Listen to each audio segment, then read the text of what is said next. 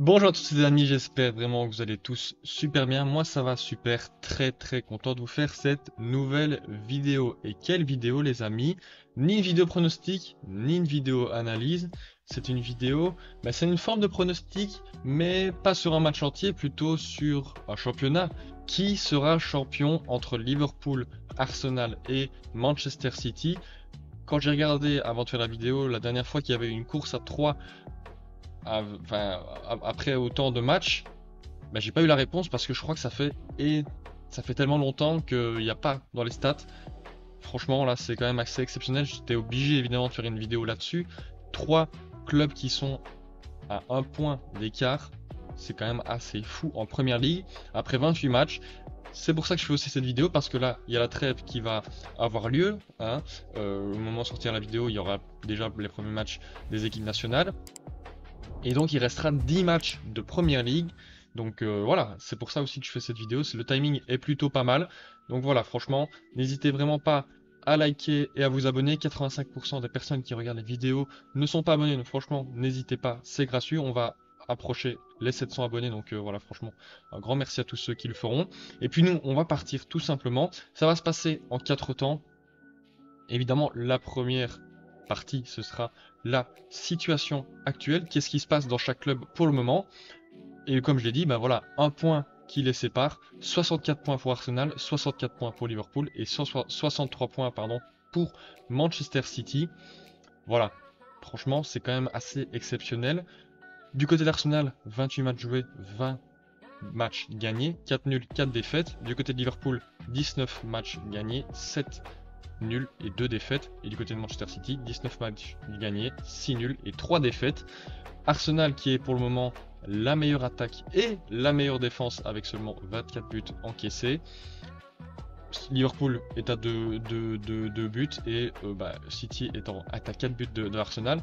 Donc voilà, franchement, c'est les 3 meilleures équipes, on va pas se mentir, cette saison en Première Ligue. Et c'est pour ça aussi que cette vidéo risque d'être très intéressante. Pour le moment, Arsenal qui est sur une bonne série, mais c'est vrai qu'il y a eu un moment donné, il y a eu un petit passage à vide, euh, surtout au mois de décembre, janvier. Il y avait pas mal de blessures à ce moment-là, donc il y a eu notamment 3 défaites d'affilée, 2 en première ligue et une en cup. Mais c'est vrai que depuis lors, ils sont bien rattrapés. Il y a juste cette défaite à Porto, mais bon, qui n'était pas très grave parce que ils sont bien rattrapés au match retour en se qualifiant. Mais voilà, franchement, Arsenal qui joue très bien cette saison, qui est sur la continuité de la saison passée. Et voilà, franchement, ça marche plutôt bien. Ils ont eu un petit passage à vide. Maintenant, est-ce que ça va se reproduire en sachant que maintenant, plus aucune erreur ne sera permise. Il reste plus que 10 matchs. Un passage à vide pour Arsenal est synonyme de plus de titres, tout simplement. Donc voilà, c'est la petite mise en garde que j'ai à ce moment-là quand je regarde les dernières rencontres, c'est que il va pas falloir un passage à vide du côté d'Arsenal, même pour aucune des autres équipes.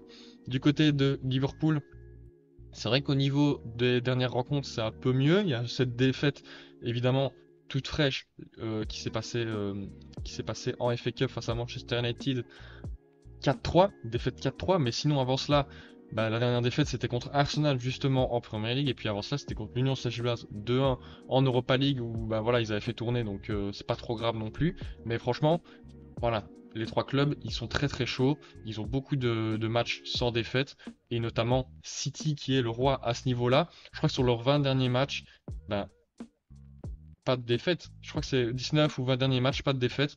Seulement 3 nuls. Et sinon, c'est 16 victoires. Donc, c'est quand même assez exceptionnel. Manchester City, à chaque fois, dans les fins de saison, ils sont cliniques et ils ne perdent quasiment plus aucun match. Et ouais, c'est assez dingue. Mais c'est grâce aussi à un joueur, Rodri, 60 matchs invaincus, toutes compétitions confondues. C'est le record absolu. Franchement, c'est assez dingue. Lui, à chaque fois qu'il joue, il ne perd pas. 60 matchs, c'est une saison complète. Je sais pas si vous vous rendez compte. Et il n'est pas blessé. Donc, est-ce que le record va continuer? En sachant qu'il n'est pas blessé, il n'a pas de carton rouge, il n'est pas suspendu.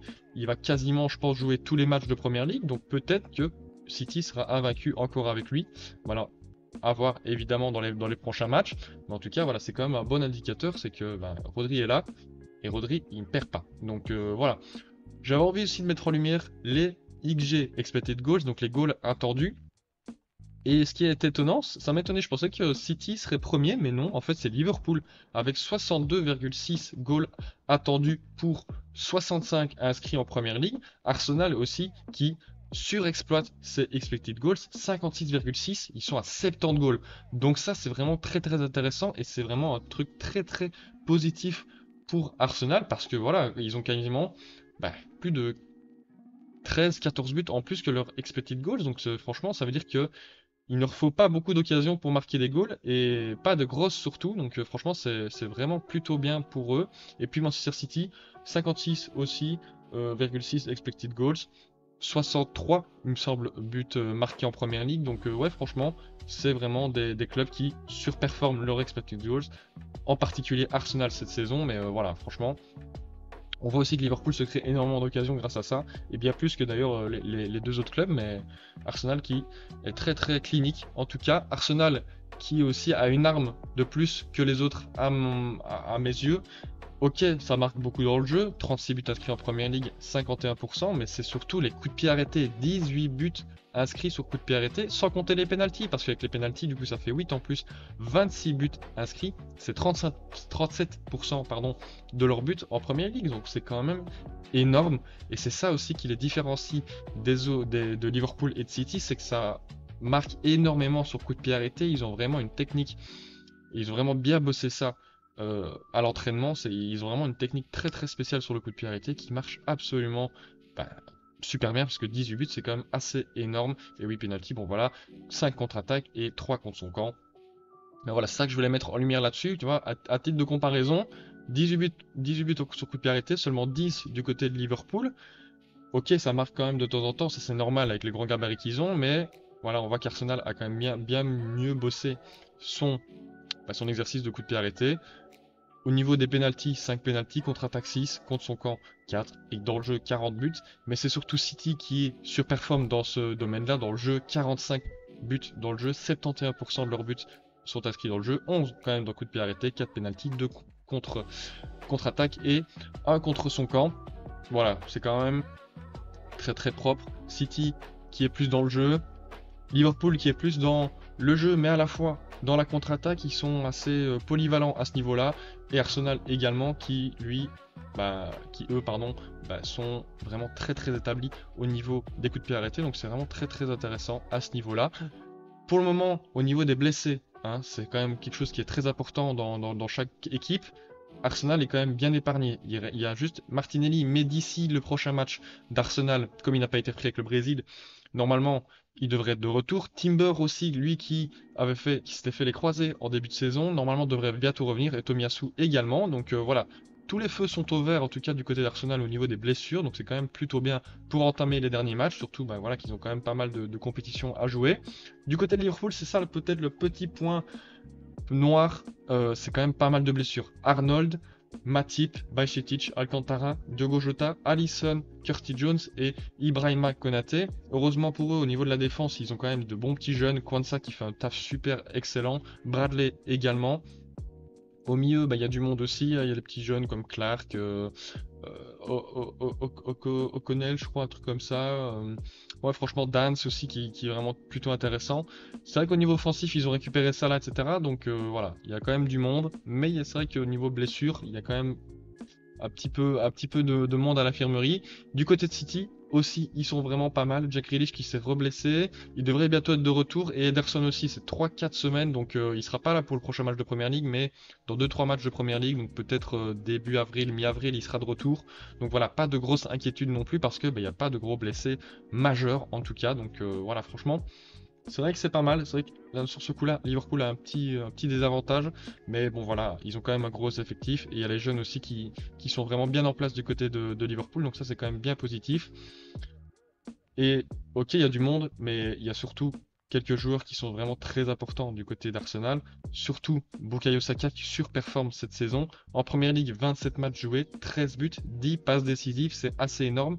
90% des minutes jouées, donc franchement, c'est un des joueurs les plus utilisés par Arteta. Et en première ligue, ça assure, mais en Champions League également, 7 matchs, 3 buts, 4 assists. Donc c'est quand même très très bon du côté de Saka. Franchement, c'est sa première saison en Champions League, pardon. Et franchement, ils performent plutôt pas mal.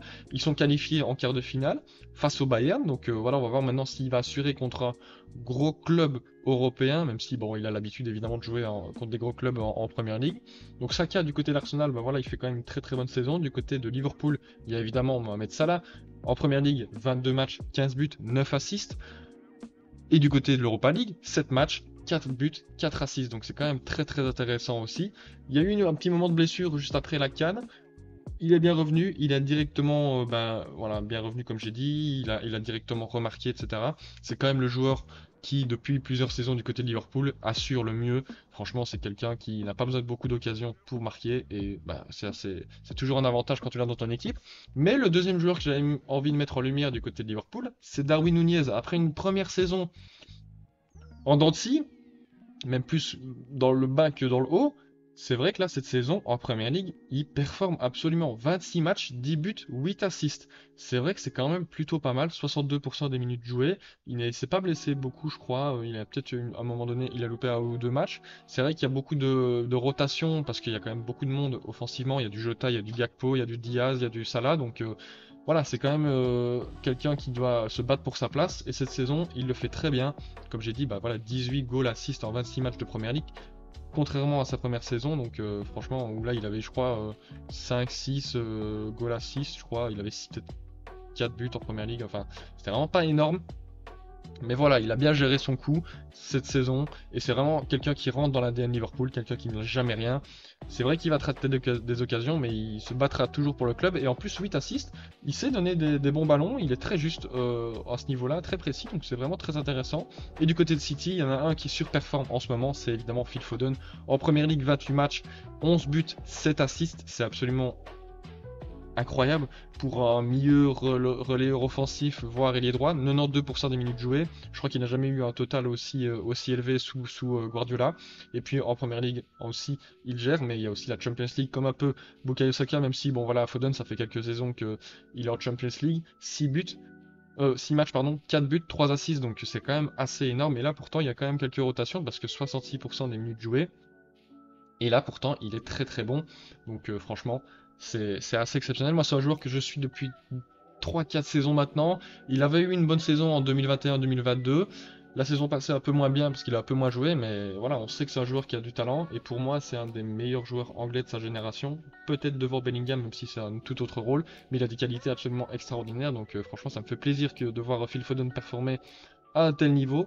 Et donc voilà, ça va nous amener au deuxième sujet. Le deuxième sujet, c'est peut-être celui qui est le plus important. Pourquoi? Face au top 6, qu'est-ce qui s'est passé face au top 6? Tout simplement, les trois clubs que j'ai évoqués, Arsenal, Liverpool et City, qui se battent pour la première place. Forcément, ils doivent déjà de 1 performer contre le milieu de tableau, le bas de tableau, ça c'est d'office, mais ils doivent aussi performer face au top 6. Et c'est là qu'on va voir qu'il y a peut-être une petite différence du côté d'un club comparé aux deux autres. Du côté d'Arsenal, il n'y a eu que 7 matchs joués pour le moment face au top 6. Face à Liverpool, gagné 3-1. Un autre face à Liverpool, match nul. Aston Villa, perdu. Face à Chelsea, match nul. Face à Manchester City, gagné. Face à Tottenham, 2-2. Et face à Manchester United, 3-1. Donc 7 matchs joués. Il y a eu, du coup, 3 victoires, il me semble. Une défaite et 2 nuls. Donc, et 3 nuls, pardon. 3 victoires, 3 nuls, une défaite. Donc c'est quand même plutôt. C'est quand même un très bon bilan face au top 6. Ils doivent jouer quand même pas mal ils doivent rejouer contre Tottenham, ils doivent rejouer contre Manchester United, ils doivent rejouer contre Chelsea, ils doivent rejouer contre Manchester City et Aston Villa. Donc il y a quand même 5 gros matchs qui les attendent dans les 10 restants. Donc c'est quand même pas rien. Mais pour le moment, c'est l'équipe qui performe le mieux face au top 6. Parce que là, on va le voir. Liverpool, 9 matchs joués. Match nul face à City, match perdu face à Arsenal, match nul face à Arsenal, match gagné face à Chelsea, match nul face à Manchester United, match nul face à Manchester City, perdu face à Tottenham, gagné face à Aston Villa et match nul face à Chelsea dans le premier match de championnat. Donc c'est pas non plus le meilleur bilan de Liverpool face au top 6. C'est peut-être ça qui va les empêcher de viser la première place, mais en même temps Liverpool, ça fait pareil que City. City, c'est vraiment pareil, c'est le même bilan. Les deux seules victoires de City, c'est face à Manchester United, une 3-0 et l'autre 3-1. Sinon, ce ne sont que des matchs nuls ou des défaites. Match nul, ça on l'avait vu, 4-4 face à Chelsea, 1-1 face à Chelsea, 3-3 face à Tottenham, Tout récemment, 1-1 face à Liverpool, un autre 1-1 face à Liverpool, et les deux défaites, c'est face à Aston Villa et Arsenal, justement. C'est vrai que Arsenal, c'est la seule équipe à avoir battu City et Liverpool. Donc, c'est vrai que c'est plutôt intéressant à ce niveau-là. Au niveau du bilan, bah, comme j'ai dit, 7 matchs, 3 victoires, 3 nuls, une défaite, 12 points pris sur 21 possibles face au top 6, c'est quand même bah, un bon ratio quand même, hein, c'est quand même pas rien, surtout qu'en plus ils ont gagné contre leurs concurrents directs, Liverpool et City. Comparé à Liverpool, 9 matchs, 2 victoires, 5 nuls, 2 défaites, 11 points pris sur 27, bah, c'est vrai que c'est pas non plus énorme quand on voit par rapport à Arsenal, ils ont pris un point de moins qu'Arsenal alors que ils pouvaient en prendre 6 de plus, donc c'est quand même voilà, pas alarmant mais un petit peu inquiétant selon moi, et City ça fait pareil, donc voilà, 9 matchs, 2 victoires, 5 nuls, 2 défaites, 11 points pris sur 27. C'est vrai qu'à ce niveau-là, c'est Arsenal qui est supérieur. Maintenant, comme j'ai dit, bah, ils doivent jouer encore contre 5 clubs du top 6. Et Arsenal et City, Liverpool et City, c'est que contre 3. Donc, c'est vrai que peut-être que ça va jouer. Surtout qu'en plus, ils doivent jouer encore l'autre contre l'autre, City et Arsenal. Ce sera d'ailleurs le prochain match de Première Ligue le 31 mars, juste après la trêve. Donc ça risque d'être fort intéressant. C'est peut-être un match déjà crucial. Mais donc voilà, en tout cas, à ce niveau-là, face au top 6, ça nous amène au troisième sujet, les prochaines rencontres. Comme vous pouvez le voir, comme on l'a dit juste avant, Arsenal, qui doit jouer contre Chelsea, City, Brighton quand même, qui n'est pas une équipe du top 6, mais qui est quand même une équipe difficile à jouer. Contre Aston Villa, on l'a dit, contre Tottenham et contre Manchester United. Sinon, après, c'est des matchs plutôt simples. Hein. Face à Luton, à domicile, ça devrait gérer. À Wolverhampton, c'est toujours compliqué à l'extérieur. Sinon, bah voilà, Bournemouth à domicile, et Everton à domicile. Donc voilà, ils doivent vraiment se concentrer sur bah, tous les matchs en vérité, mais surtout contre, voilà, je veux dire ces 6 équipes, Brighton, City, Chelsea, Manchester United et Aston Villa, évidemment. Du côté de Liverpool, c'est vrai que c'est pas mal non plus, mais c'est vrai que j'avais oublié de dire ça, mais Arsenal joue la Champions League, comme je l'ai dit, quart de finale face au Bayern, et affrontera, si il se qualifie en demi-finale, le gagnant de Real Manchester City. Donc c'est quand même minimum 3 gros matchs, enfin minimum 2 gros matchs face au Bayern, et peut-être plus si affinité face soit au Real, face soit à Manchester City, donc c'est quand même pas rien du tout. Ils ont été éliminés des coupes Arsenal, que ce soit en FA Cup ou en Carabao Cup, donc ils ont plus que ces 2 compétitions à jouer. Du côté de Liverpool, ah non, d'abord on fait d'abord au City, pardon. Donc City, comme j'ai dit, doit jouer contre Aston Villa, Arsenal évidemment, et Tottenham. Ça c'est les 3 gros clubs, les 3 gros du top 6. Sinon ils doivent quand même jouer aussi contre Brighton à l'extérieur, c'est jamais facile non plus. Mais sinon, mis à part cela, c'est quand même un calendrier assez simple. City à domicile face à Luton, à l'extérieur face à Nottingham Forest. Fulham, faut quand même faire attention. Tottenham a perdu 3-0 à Fulham, donc faut quand même faire attention. Ils doivent jouer face à West Ham à domicile, aux Wolves à domicile. Et puis voilà, sinon, c'est quand même bien. Ils sont normalement dans une bonne posture, mais il va falloir bien se concentrer et bien jouer face à Arsenal, Tottenham, Aston Villa et évidemment Brighton. Quand même, faut quand même y faire attention. Mais City aussi joue la Champions League, comme on va de le voir, face au Real Madrid, et donc affrontera, comme on l'a vu juste avant, soit le gagnant d'Arsenal ou Bayern tout simplement. Donc ouais, franchement c'est quand même chaud, même si City, ça fait quelques années maintenant qu'ils sont habitués à aller loin en Champions League. Je crois que ça fait 7 ou 6 saisons de suite qu'ils vont en quart de finale, donc ils commencent à connaître, ils ont l'effectif pour, c'est pas ça qui va les gêner. Il y a aussi en FA Cup la demi-finale, parce qu'ils sont qualifiés 2-0 face à Newcastle. Je vais vous mettre les buts à l'écran évidemment. 2 frappes contrées de Bernardo Silva, donc voilà, c'est quand même un match où ils ont bien géré leur coup. Franchement, quand on voit les buts, c'est pas les plus beaux, mais quand on voit les stats, c'est pas leur plus gros match, mais voilà, ils ont laissé quasiment que quelques miettes à Newcastle, seulement 2 tirs et 1 cadré du côté de Newcastle. Ils ont géré leur match complètement à l'aise, 16 tirs, 5 cadrés du côté de City, voilà, il n'y a pas grand chose à redire. Ils savaient qu'ils étaient supérieurs, ils l'ont montré encore une fois, franchement très bien géré de leur part, donc voilà. Ils qualifient en demi-finale face à Chelsea justement. Et du côté de Liverpool, du coup, il y a la réception, enfin, retourner à Old Trafford après la défaite en FA Cup, la réception Tottenham, aller à Aston Villa qui n'est jamais simple, et puis sinon, voilà, domicile face aux Wolves, à l'extérieur face à West Ham, à domicile face à Crystal Palace, à domicile face à Brighton, à domicile face à Sheffield, et à l'extérieur face à Everton. Donc franchement, c'est pas non plus des gros matchs, mais il va falloir se concentrer, encore une fois, dans 3 parmi les 10, Tottenham, Aston Villa et Manchester United, et quand même un peu Brighton, mais voilà, quand même, c'est quand même le plus petit calendrier, j'ai envie de dire, avec City, comparé à Arsenal qui doit quand même affronter encore une fois 5 clubs du top 6. Donc quand même attention à Arsenal, ça peut jouer là-dessus. Mais voilà, en tout cas à ce niveau-là. Du coup, au niveau du récap, euh, Liverpool, c'est vrai que joue toujours l'Europa League en quart de finale face à l'Atalanta et affrontera le gagnant de Benfica Marseille. C'est vrai que ça c'est quand même pas mal pour eux parce que bah, c'est pas non plus les plus grosses équipes qu'il y avait à choper, sachant qu'il y avait toujours Milan et Leverkusen aussi. Donc voilà, en tout cas, ils se sont fait éliminer en FA Cup.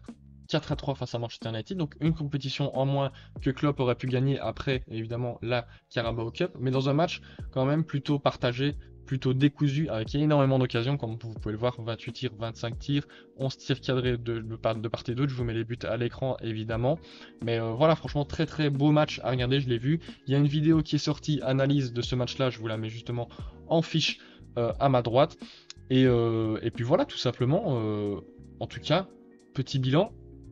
C'est vrai que Liverpool a gagné face à Chelsea en Carabao Cup, mais au niveau du bilan, du coup, ça fait que Arsenal, Liverpool et City, Arsenal joue 2 compétitions, quart de finale de Ligue des Champions et évidemment la Première Ligue où ils peuvent être premiers. Liverpool, du coup, tout fraîchement, ils ont enlevé une de compétition, donc ils sont toujours à 2, quart de l'Europa League et Première Ligue évidemment, en sachant qu'ils ont quand même un trophée déjà en poche, c'est celui de la Carabao Cup, et City, lui, qui doit jouer 3 compétitions, demi-finale de FA Cup face à Chelsea, quart de finale de LDC et la Première Ligue. Donc voilà, c'est quand même plutôt pas mal. À ce niveau-là, c'est vrai que Liverpool et City ont un petit avantage, c'est que bah surtout Liverpool, parce que bah, ils ont déjà un trophée en poche et ils doivent plus jouer que 2 compétitions, là où City n'a pas de trophée et doit jouer 3 compétitions. Donc voilà, mais après c'est vrai que Liverpool ils ont l'habitude, là, la saison passée ils ont fait le triplé, donc c'est pas jouer 3 compétitions qui leur fait peur.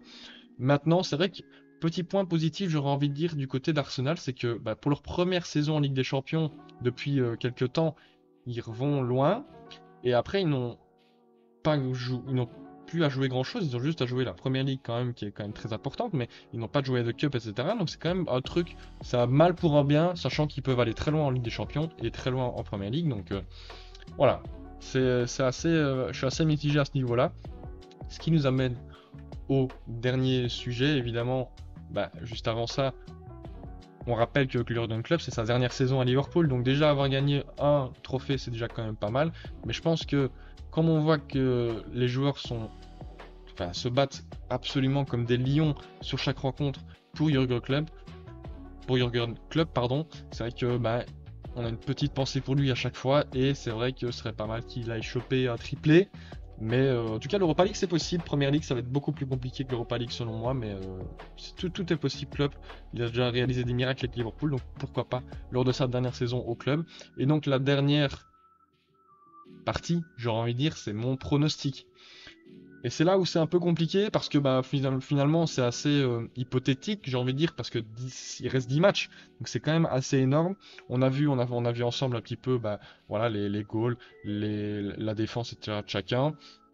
On a repassé aussi les blessures qu'il y a pour chaque club, les dernières rencontres, la série en cours, la dynamique, le top 6, comment est-ce qu'ils ont géré leur rencontre face au top 6, et puis bah voilà, quelle compétition il reste à jouer pour chaque club. Donc voilà, moi en tout cas, au niveau de mon pronostic, je vais vous le montrer maintenant. N'hésitez pas vous à me dire en commentaire votre pronostic de qui va gagner la Première Ligue édition 2023-2024 dans une course au titre absolument fabuleuse avec 3 équipes. Voilà, moi maintenant, c'est dans 3, 2, 1. Voilà, moi je vois Arsenal remporter cette première ligue 2023-2024. Voilà, je pense qu'ils le méritent. Avec leur saison passée, qu'ils ont très bien amené, qu'ils ont très bien joué, mais malheureusement ils ont fait les petites erreurs qu'il ne fallait pas et City a pu recoller et même les dépasser.